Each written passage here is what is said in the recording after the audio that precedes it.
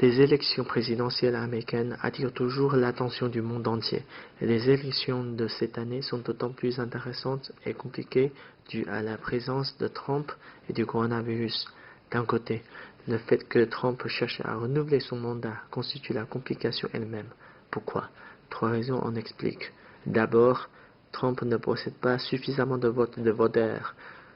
C'est vrai qu'il a profité du régime particulier américain dans sa victoire en 2016, mais au cours de l'histoire, il n'y avait que George W. Bush qui a réussi à renouveler son mandat avec le soutien du peuple qui fait face au 11 novembre. Ensuite, le sondage ne manifeste pas un résultat favorable pour Trump par rapport à Biden. Cependant, il faut se méfier toujours du sondage qui ne représente aucune certitude. Enfin, le groupe de soutien de Trump reste ferme, ce qui peut maintenir la compétitivité de Trump, tandis que Biden ne possède pas un groupe de voteurs ferme et fanatiques. De l'autre, la pandémie complique les élections aussi. Premièrement, le coronavirus a donné un coup dur sur l'économie américaine avec le taux de chômage en hausse, ce qui constitue une mauvaise nouvelle pour Trump. Deuxièmement, le coronavirus est en train de changer le moyen de campagne des candidats. À part le moyen traditionnel, il faut aussi se focaliser sur les médias sociaux.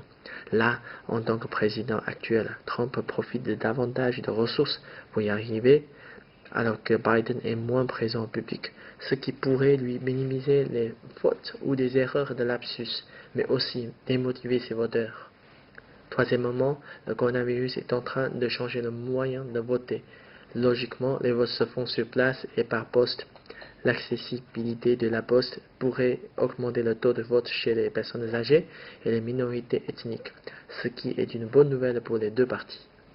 De toute façon, les élections présidentielles américaines de cette année continuent de se compliquer. Il y aurait des facteurs d'incertitude dans les semaines à venir. Par exemple, la guérison de Trump augmenterait-elle le taux de soutien? Trump serait-il infecté une nouvelle fois? Et les deux autres débats présidentiels s'organiseraient-ils comme prévu? Et on attend et on verra.